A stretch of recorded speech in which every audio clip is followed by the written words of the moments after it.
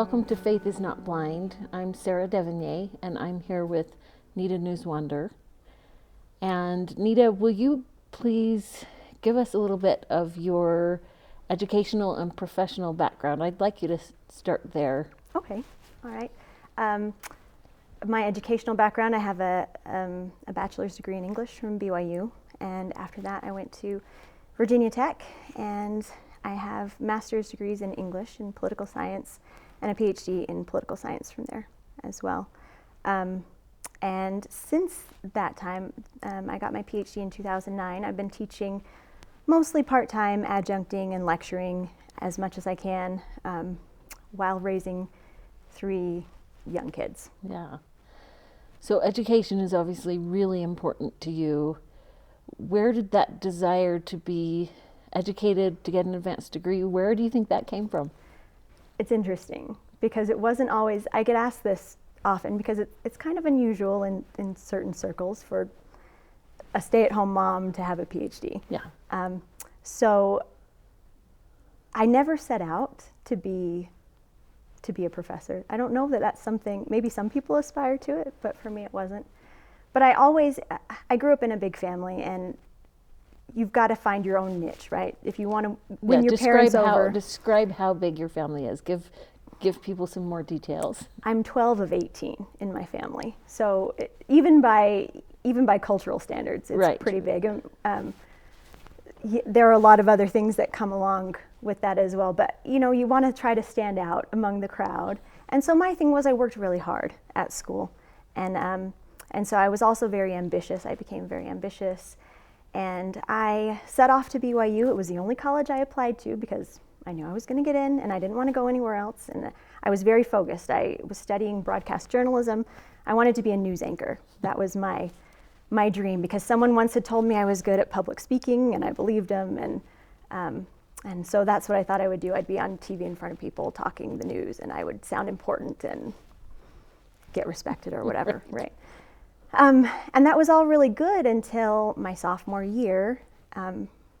Fall of my sophomore year, I met Chad, who's now my husband, and we were both in communications. That's how we met. We were writing for the Daily Universe together, which was a lot of fun. But classes started to get harder and more technical, kind of some of the behind-the-scenes camera work that I wasn't interested in. And I realized that we started talking about marriage, and I was like, well, why even bother with these hard classes? It's not even worth it. The example that I had seen is that people who I wanted to be like went to school and found a husband and then never finished their degrees. So one night, Chad and I were out on a date, and we weren't even engaged yet, but I told him, I don't think we were engaged yet, but I told him, I think I'm going to drop out of school after this semester. And he, bless his heart, said no. And there are very few times when he's been forceful with me like that, but this was one of them. He just said, no, you're not going to drop out. So I changed my major because English is something that I loved anyway, and I thought, maybe it's not as practical as broadcast journalism, but who's going to use that anyway? So I knew I would enjoy it, and I finished up that way. And then we graduated together, and we went off to Virginia for my husband to pursue a master's degree. And we thought this will be 18 months, and then we'll be done and figure out the next step. So we went to Virginia, and I started out as a secretary there on campus, working full-time, supporting him. Graduate tuition is very expensive, by the way. You can't support somebody as a secretary. Yeah.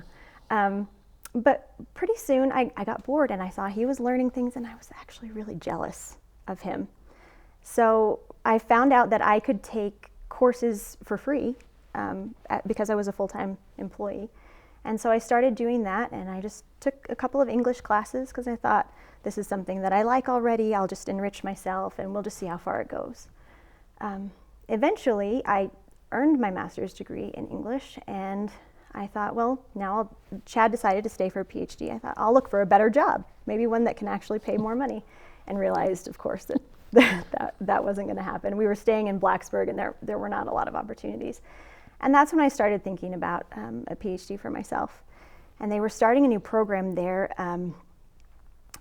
it was, it's called ASPECT, the Alliance for Social, Political, Ethical, and Cultural Thought.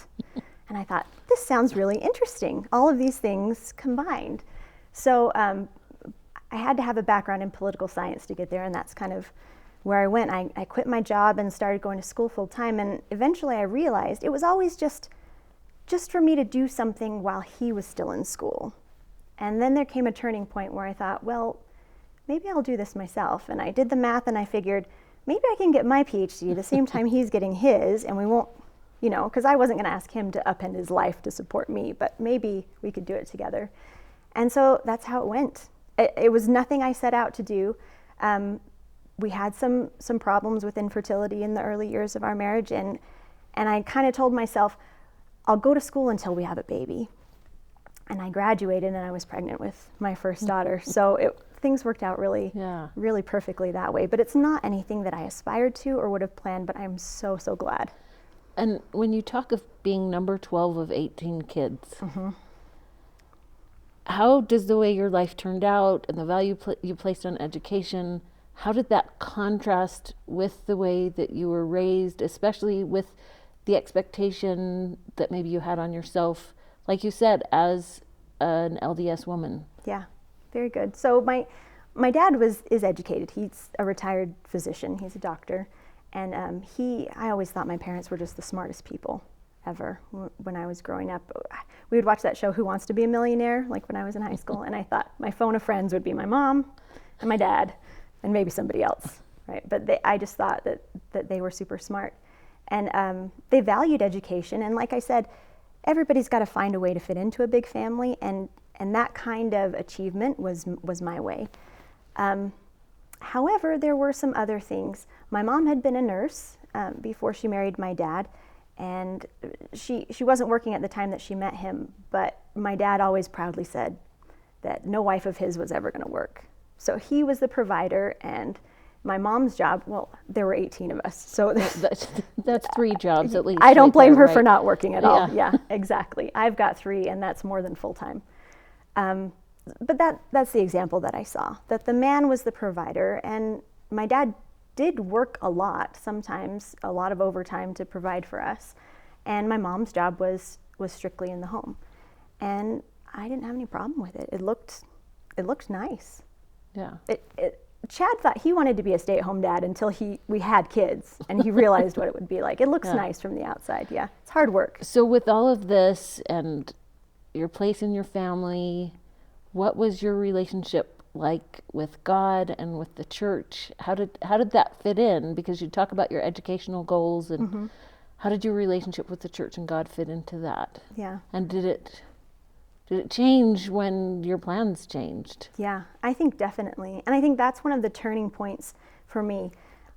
Sometimes I get sad because it seems like everybody has a story about where their testimony came from. Like they can pinpoint, like, this is, how did you gain your testimony? And they can say this, or maybe a series of a few things. Right. And me, I feel really bad saying, I don't know that I have a foundational moment like that. But when it comes to this change in perspective, I know exactly when it happened. And it was while I was away in graduate school. Because I had been at BYU, and I had lived at home, and then I went to BYU, and those were pretty sheltered places. And then we went all the way across the country. We didn't know anybody. Graduate school is its whole mind-opening thing. Plus, we're making all of these new social relationships and stuff for the first time. And I really had to kind of figure out for myself what I wanted and how it worked together. So once I started going to school in earnest, I felt a lot of tension. And it was coming at me from all sides. So people at church, the men would ask me, why? Why are you going to school? Why are you doing this? And the question was so absurd, I just had no answer. I don't know if they felt like I was taking a man's place away, or if I was doing it just to enrich myself, maybe because I would be a better mother if I was educated. And then all the time we were asked, when are you having kids? When are you going to have kids? Which must have been so painful. Yeah, well, you can't explain your story to everybody all of the time. Well, and they're not entitled to your story. It's true. And every time, and I'm sure you can relate to this, but when you meet people as a couple, they'll turn to the man and say, well, and we were students, and so they would turn to him and say, what are you studying? And then have a conversation and be really interested in what he's studying. Meanwhile, I'm sitting there. Chad was generally pretty good at saying, oh, and my wife is also studying. Yeah. But it got a little annoying. So I knew that there was tension there. And then on the other side, I knew that there were a lot of things I was learning in school that didn't jive with what I knew to be true. And so there was a point in time where I felt like I was talking out of both sides of my mouth, right? I could give the answers, I could live my life a certain way, but I could go to class and I could give the answers that my professor wanted to hear, and I could write the papers about whatever, you know, and pass with flying colors, but not be that person in reality. And once I was at a conference, attending a conference, presenting an academic paper, and I was on a panel with other graduate students, and somebody in the audience asked us a question, and the question was, what is truth? Now, my dad is totally missionary minded. If somebody in a public place had asked him that question, he would have been ready with his answer, with scripture references and all sorts of things. But me, I had this moment, and that's exactly where it shifted for me. And I thought, I know exactly what the people here are expecting me to say, or what would be a good answer for here. But I also know what I believe to be true. And I thought about that experience for a long time afterwards, and I decided that I never wanted to feel that disconnect between my academic life and my spiritual life or my personal life ever again. And so I had to really find a reason to integrate the two of them, which is what I was able to do. I had a great advisor who's probably the most liberal professor I've ever met, but he was very understanding, and he helped me to structure a dissertation on a topic that allowed me to look at the church. It was actually a historical and philosophical look at the interactions of the Jacksonian democracy and the birth of the Church of Jesus Christ of Latter-day Saints. So it was a really awesome opportunity. I actually have a chapter. This is showing like how I kind of progressed. I have a chapter on the biopolitics of certain commandments that the church was practicing at that time. I would never do a Foucauldian analysis of the church at this point in my career, but at that time it made sense, and it kind of helped me to bridge the gap between those things. But I never wanted to feel like I was lying, that I wasn't being true to myself again. Well, and I think there are some people who in your position would say, I have a choice, I'm going to choose the academic life. What made you decide you wanted to be true to that spiritual self, especially because you hadn't had some huge foundational experience, which again, this is a testament to the fact that maybe you don't need a huge experience to be able to make a huge decision that will lead you that way. The church was just who I was. And I think that comes from my parents as well. There is no one as faithful as my mother. There is no one as obedient as my father. And it just was always part of me, you know? So that had been a part of me for 20-something years, and I was learning this. Of course my loyalty was with what the rest of my life, the foundation of my life had been. And so I saw a way to fit the two together. And I knew that I couldn't be successful and that I wouldn't be happy, because I would later on have to face the hurdles of, do I stay at home or do I work, or how much do I pursue my career, etc. There's no way that I could find that balance if I had left the other behind. Yeah. So what do you do when there's tension now? Because there will always be tension. Mm-hmm. How do you learn not only to appreciate the tension, but to deal with it? Yeah. Well, so this kind of tension or cognitive dissonance it's central to an academic's life and perspective, the way we see things. And actually,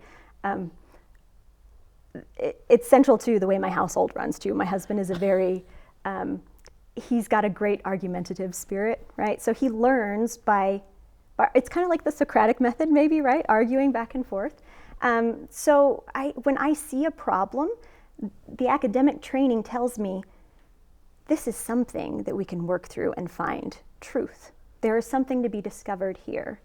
And I am really blessed, I think, that I've been able to see.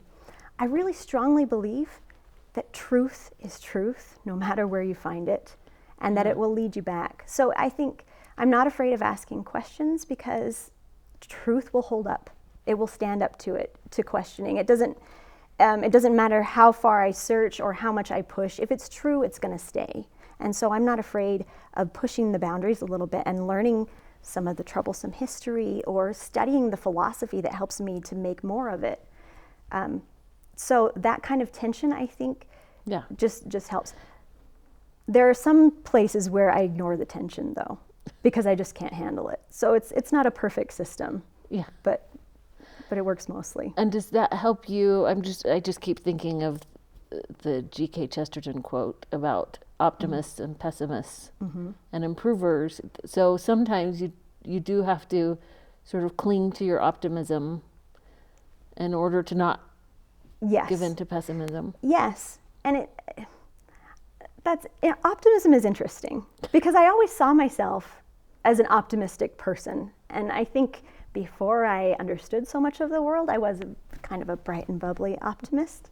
But that sounds a little bit uneducated, doesn't it, to say optimistic? But I think, so one thing, for example, there are two things that I deal with differently that I don't love, right? So one would be polygamy, for instance. It's not my favorite doctrine in the church. It's something that I've looked at, but I haven't studied deeply or pushed, kind of because I don't want to. Yeah. But then there's another, and I have faith to tell myself, if I need to understand, then I can move to that step. But another issue is something like women and their place in society, their place in the church, women in the priesthood, how the priesthood functions, those kind of things. And that I study and I learn about and I have a lot of interest in, but I haven't found the answers, and I haven't come to a perfect understanding. Yeah. But I feel good. I feel an assurance about everything that I know. I feel an assurance that there are divine roles that we're supposed to fill, and that men and women complement each other. And there are things that I believe very strongly and I felt an assurance about, and that gives me enough to know there are some of those questions that none of us can really answer right now, and I'm okay with that. Do you have an experience, a specific example where you found enough of an answer to keep going, and what that felt like? I'd like hearing you talk about how you got your answers, because a lot of them are very cerebral. Yeah.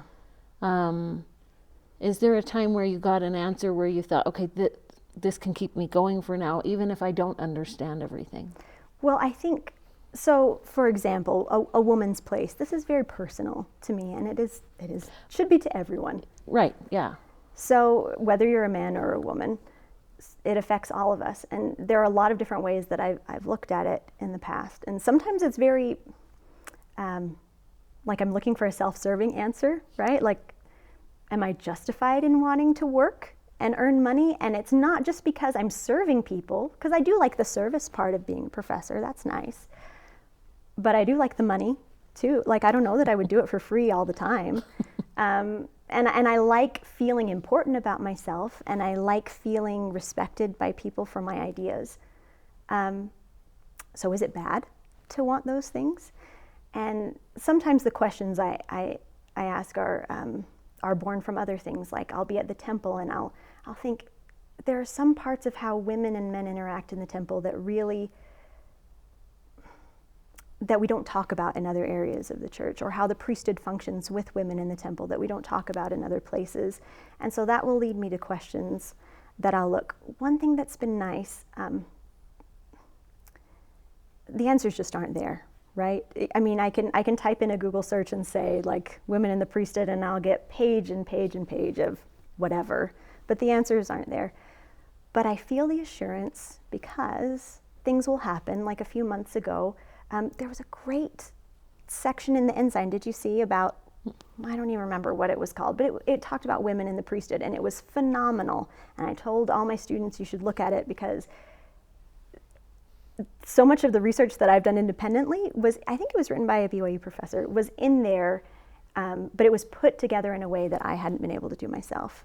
So I find these reassurances as they come, and kind of gather them slowly as they come, I guess. And my husband helps me to be content, I think, with what I have. He's a long sufferer, I think, as far as my discontent at my, wondering what my role is in the world. Because I feel like I've got things to say and share with people, but I also love my kids a heck of a lot, and I want to take care of them too. Yeah. When I thought it was interesting that you talk about going to the temple, where you say, yeah, I have these concerns, I don't have the answers, but I'm still going to the temple. Mm-hmm. What keeps you going to the temple and reading the ensign and seeking for some, you call them reassurances, mm-hmm. rather than expecting some big answer that will rectify everything? Yeah.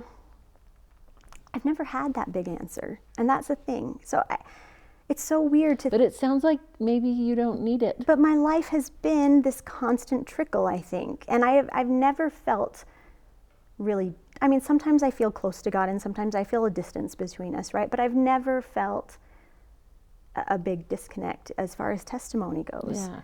And I'm odd in that way, I suppose. But it works for me. And so... So in the household I grew up with, let me just tell you, the foundational narrative of my family goes like this. My mom was a convert to the church, brand new convert. She was from England. She went to Australia. She ran into the sister missionaries there. She's in her early 20s, and makes friends with them and joins the church. One of the sister missionaries is headed home at the end of her mission and asks my mom, come back to the U.S. with me. So she does. And she ends up in church when this sister is giving her homecoming talk. They're sitting in church in Heber, Utah, and into the congregation walks a recently widowed man with 11 children lined up beside him. And within the space of just about no time at all, really just a couple of weeks, they've decided to get married. My mom, who has never been in the U.S. before, has little experience in the church, and she's worked as a nanny, but having 11 children of your own is kind of a whole. She has no kids, right? So she's ready to take all of this on, and it's all based on faith and these wonderful, huge spiritual experiences on both the part of my dad and my mom. And so that is kind of how our whole household was run. And I fully expected, if I had prayed and God had spoken to me in answer, I don't think I would have been surprised as a child, because that's just what I was taught. Like God leads every step of the way. I told you my mom is very faithful and my dad is very obedient. And so I was always ready for my big moment, And I guess I could have been disillusioned when it didn't come. Maybe I'm still waiting for it to come, but I don't think I need that. Right. So what stopped you from being disillusioned? That's what I think is magnificent. You say it could have come, yeah, but it didn't, and so this is how I dealt with it. Yeah. Maybe that's the optimist side of me, I guess. Or the improver side of you. Yeah, because I love it. And it means so much to me. When you say you love it, what do you mean? Well, so the quote from Chesterton that you talked about. So there are optimists and pessimists and improvers. And the difference between a pessimist and an improver is that an improver can see the flaws or shortcomings or see difficulty, and try to, still love anyway and try to improve the situation rather than throwing it all away. And I love the gospel, and I love all that it's done for my life, and not just the gospel, but also the Church of Jesus Christ of Latter-day Saints. As an organization, that's where my identity is. And so it wouldn't be, for someone to say, why haven't you left? Because you haven't had a huge spiritual experience, or because women aren't treated right, or, whatever has happened. To me, that would be like asking, why haven't you cut off your arm or something like that? It's ridiculous. It's part of me. It's something that that I need to function in a real way. And so I've never had that complication, thankfully. There have been questions, and there is, I think, a lot of nuance in my belief, but there's not doubt, and there has not often been any serious doubt, and I'm grateful for that. So when you talk to people in your family or friends who have had doubts and left, how do you talk to them as an improver? So that you don't just dismiss the way that they're feeling. Yeah, it's difficult. So I've got a big family, right? So, and my mom's a convert. So there are many members of my family who either were never members of the church or have decided to separate themselves from the church for whatever reason. And I've had some serious conversations just in the last few years with two of my sisters. Sometimes people drift away and they don't want to talk about it. But two of my sisters I've been really close to, and we've had conversations about it. And these two women, I have to tell you, are the best, the salt of the earth, best, kindest, most compassionate, charitable people in the world. And it's because of who they are. It's not because of the church or their relationship to it.